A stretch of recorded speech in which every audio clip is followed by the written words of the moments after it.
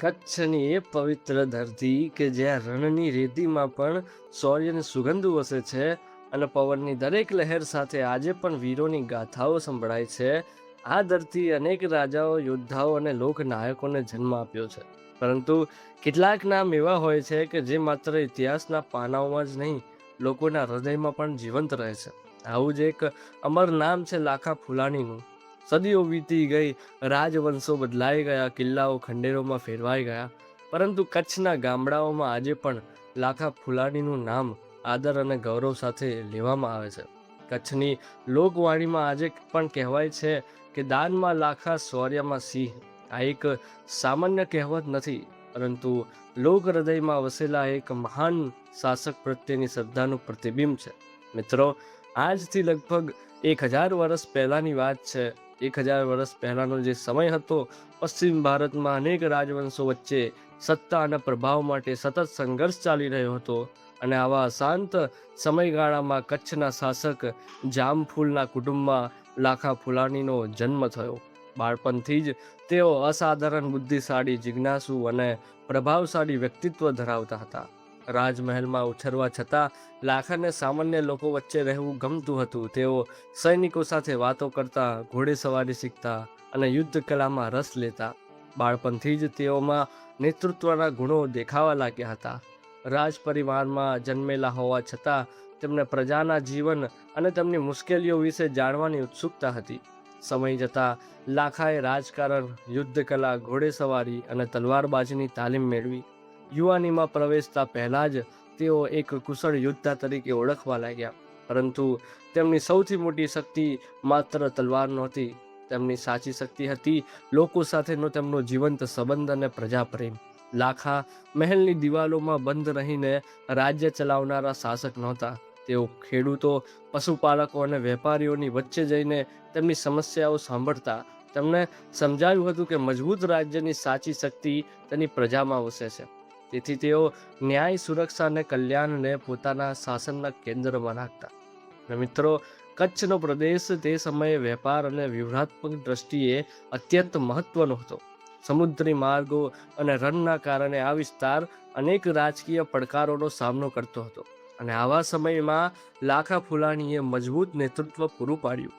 કચ્છના કેરા પ્રદેશ સાથે તેમનું નામ ખાસ જોડાયેલું માનવામાં આવે છે, જ્યાંથી રાજ્યના કાર્યોનું સંચાલન થતું હતું. લાખાની લોકપ્રિયતાનું સૌથી મોટું કારણ તેમનો ન્યાયપ્રિય સ્વભાવ હતો.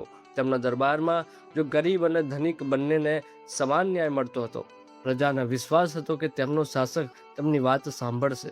સૈનિકોમાં પણ લાખા પ્રત્યે વિશેષ આદર હતો, કારણ કે તેઓ માત્ર આદેશ આપતા રાજા નહોતા, પરંતુ જરૂર પડે ને ત્યારે સૈનિકોની સાથે રણ મેદાનમાં ઊભા રહેતા યોદ્ધા હતા. લાખા ફુલાણીના જીવનનો સૌથી તેજસ્વી પાસો તેમની દાનવીરતા હતી. કચ્છની અનેક લોકગાથાઓ અને ચાની સાહિત્યમાં તેમની ઉદારતાનો ઉલ્લેખ જોવા મળે છે. લોક પરંપરા અનુસાર તેમના દરબારના દ્વાર હંમેશા જરૂરિયાતમંદો માટે ખુલ્લા રહેતા. માગણાને નિરાશ કરીને પાછા મોકલવાનું તેઓ પસંદ કરતા નહોતા.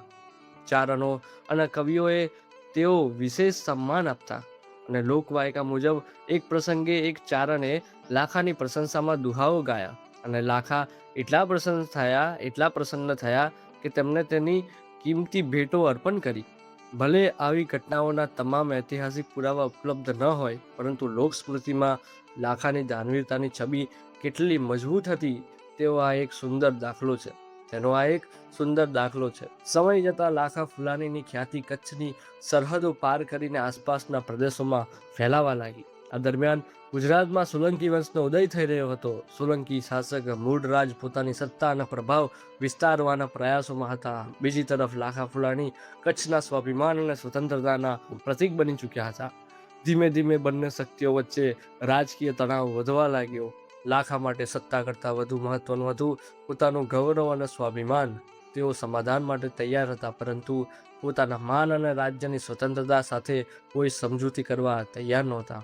તેથી તેમણે પોતાની સેનાને વધુ સજ્જ બનાવી અને સંભવિત સંઘર્ષ માટે તૈયારી શરૂ કરી. અંતે એ સમય આવ્યો કે જ્યારે આ રાજકીય મતભેદો યુદ્ધમાં ફેરવાઈ ગયા, અને આ ઐતિહાસિક સંઘર્ષનું કેન્દ્ર બન્યું સૌરાષ્ટ્રનું આટકોટ. બંને પક્ષોની વિશાળ સેનાઓ યુદ્ધભૂમિમાં સામસામે આવી ઊભી રહી. ભાલા, તલવારો અને ઢાલોથી સજ્જ યોદ્ધાઓ પોતાના જીવનની અંતિમ લડાઈ લડવા તૈયાર હતા. લાખા ફુલાની પોતાની સેનાની આગળ રહીને યુદ્ધનું નેતૃત્વ કરી રહ્યા હતા અને તેમની બહાદુરી અને શૌર્ય સૈનિકોમાં નવી ઉર્જા ભરી દેતા હતા. યુદ્ધ અત્યંત ભીષણ બન્યું. બંને પક્ષે ભારે જાનહાનિ સહન કરવી પડી, પરંતુ લાખાએ પીછેહટ કરવાને બદલે અંતિમ શ્વાસ સુધી યુદ્ધ કરવાનું પસંદ કર્યું. આટકોટના યુદ્ધમાં લાખા ફુલાની વીરગતિ પામ્યા અને લોકગાથાઓમાં વર્ણન મળે છે કે તેમનું મસ્તક કપાઈ ગયા પછી પણ તેમનું ધડ યુદ્ધ કરતું રહ્યું. ઇતિહાસકારો આ ઘટનાને લોકવાયકા તરીકે જુએ છે, પરંતુ આ કથા લાખાના અદમ્ય શૌર્ય અને લોક હૃદયમાં તેમની પ્રત્યેના આદરનું પ્રતીક બની ગઈ છે. જ્યારે લાખાની વીરગતિના સમાચાર કચ્છ પહોંચ્યા ત્યારે સમગ્ર પ્રદેશમાં શોકનું મોજું ફરી ઉડ્યું. અને પરંતુ જોઈએ ને કે કેટલાક મહાન લોકો પોતાના મૃત્યુ પછી પણ જીવંત રહે છે. લાખા ફુલાની તેમનામાં એક છે.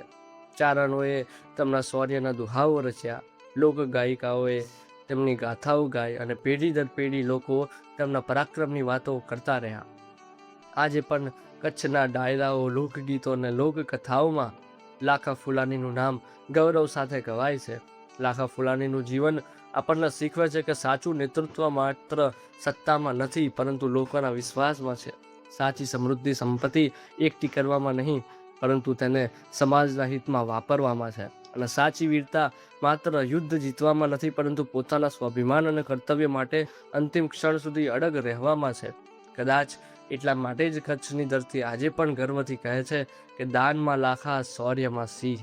દાનમાં લાખા, શૌર્યમાં સિંહ.